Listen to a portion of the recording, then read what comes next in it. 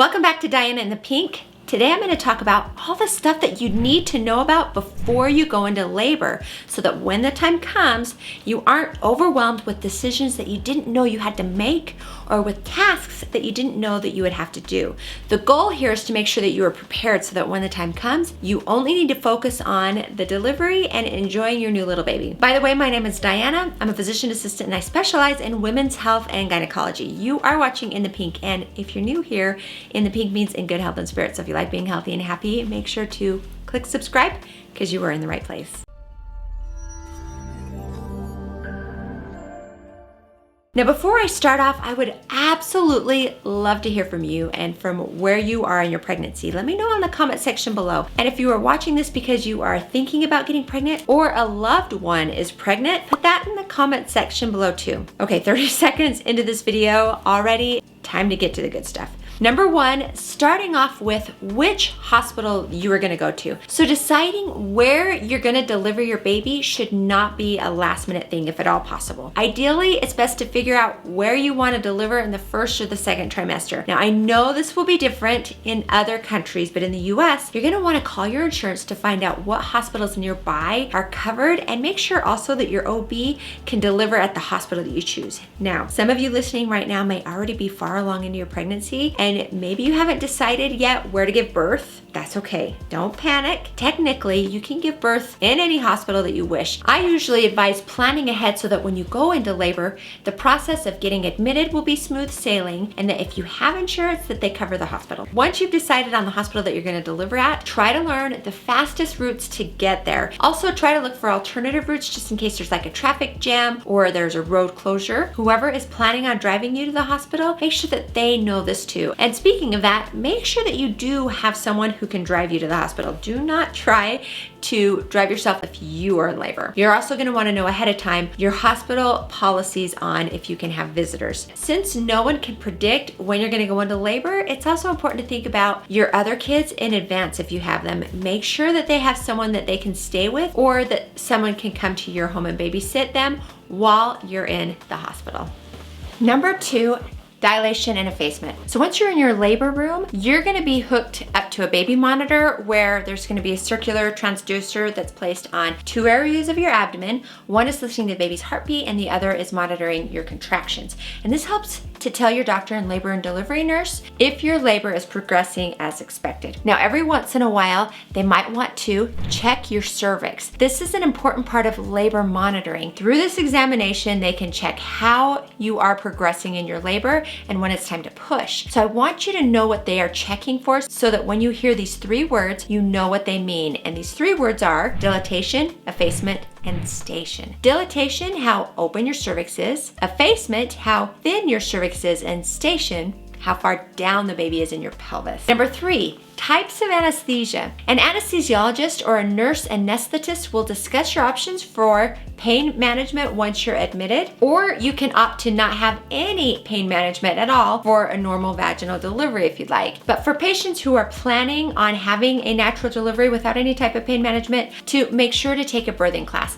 Honestly, it's a good idea to do a birthing class regardless of your birthing plan, and it's usually a good idea to take that somewhere in your second trimester. So if you want to lessen the pain, you can either get a spinal or an epidural. So what's the difference between the two? I think it's important to know. Medically speaking, it's just inserting the needle through a different layer of your spinal cord, but the effect is more or less the same, which is that you're not going to feel any pain in your lower body, but your ability to push during your contractions won't be affected. Spinal anesthesia's effect is immediate because it traverses more layers of the spinal cord, and this is usually done for mothers who are going to be undergoing a cesarean delivery or a C-section. For someone expected to spend a few hours in labor, an epidural might be given to you. This effect isn't as immediate, but because there's a catheter attached inside your back, repeated doses can be given depending on how long you're in labor. There's also something called a combined spinal epidural for someone who, for example, has had a few C-sections already where they think that the surgery might take a little longer. With either a spinal or an epidural, don't be worried if you feel like your chest has become a little bit numb too. That's expected to a certain degree. And of course, your anesthesiologist is going to be there to monitor all of your vitals to make sure that everything is going well. Okay, so number 4, you're gonna wanna know what, if any, types of birth control you want to use after the baby is born. The reason this is important to know before the delivery is simply because if you think that you might want to have an IUD or intrauterine device, or if you want to have your tubes tied, these options can be done immediately after you deliver your baby. So if you're considering using one anyways in the next few months or so, it might be a good idea to decide earlier to save yourself the hassle and cost of having to go back to the hospital or the office for another procedure. So an IUD is a small T-shaped device that's placed inside your uterus. They can last up to 10 years depending on the kind that you get. One of the nice things about IUDs is that they are safe to use when breastfeeding and they are not going to dry up your milk. You can choose either a hormone-free IUD or a progesterone-releasing one, and your OBGYN can discuss which types would be better for you, but both types can prevent pregnancy over 99% of the time. So if you want, an IUD insertion can be done minutes after the delivery of your baby and the placenta if there aren't any complications during your labor. Another option is a bilateral tubal ligation, or BTL. So this is a surgical procedure where the fallopian tube's connection to the ovary is interrupted by either cutting or tying the tubes, which prevents the egg from traveling down into the uterus. And if the egg can't meet the sperm, then fertilization won't happen and there won't be a pregnancy. Like an IUD insertion, it can also be done right after the delivery in the same hospital admission. And if you had a C-section, the BTL can be done right after the baby is born before they sew you up. Both of these birth control methods can be done at any time, but it might be less painful and more convenient to do them right after the baby is born. Okay, let's jump into what happens after the baby is born, starting with number 5, which is routine OB care. Whoops, I meant to say routine newborn care. Once your baby is delivered, your delivery team will quickly dry and stimulate the baby to cry, and then your baby is going to be given a score called the APGAR score. The APGAR score is 2 numbers. The first number is your baby's score in the first 1 minute, while the second one is your score after 5 minutes. This is a scoring system that assesses your baby's heartbeat, movement, color, and breathing. A really good score is usually 9 and 9, but 7 and above is considered normal. 10 and a 10 is a perfect score, but it's really rare for a baby to ever get that. Once your baby is stable, you can ask for early skin-to-skin contact, or the baby can be swaddled. And even as early as then, the baby might try to breastfeed. During this whole process, your OBGYN is delivering your placenta and checking you for bleeding or tearing. And then once everything down there is good, you and your baby will be monitored in the recovery room. You're likely going to be given something called oxytocin to help your uterus to contract, which will help to lessen your bleeding.